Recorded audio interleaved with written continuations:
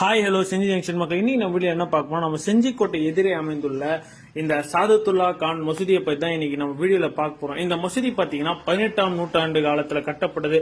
அதாவது ராஜா தேசிங்க வெற்றி பெற்று நம்ம செஞ்சிக்கோட்டையை கைப்பற்றியதன் நினைவா அந்த காலத்துல ஆண்ட சாதத்துல்லா கான் அவர்களால கட்டப்பட்டது. இந்த மசூதி பாத்தீங்கன்னா 1718ஆம் காலத்துல கட்டப்பட்டிருக்கலாம்னு சொல்லி அங்க இருக்கிற சில பாரசீக கல்வெட்டுகள்ல நம்ம பார்க்கலாம். இந்த மசூதியோட கட்டிடக்கலை பாத்தீங்கன்னா மிக சிறந்த, அதாவது இந்த 18ஆம் நூற்றாண்டுல இருந்து பாத்தீங்கன்னா இன்னைக்கு வரைக்கும் அசைக்க முடியாத ஒரு நினைவு சின்னமா இருக்கு.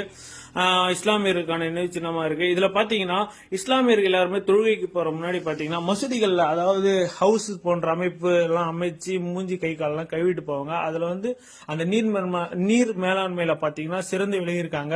அதாவது கை கால் கழுவி வெளியில வர தண்ணீர் வெளியில உபரி நீர் வெளியில போறதுக்கான அந்த காலத்திலேயே இந்த நீர் மேலாண்மையில சிறந்து விளங்கி இருக்காங்க இந்த மசூதியை கட்டும்போது.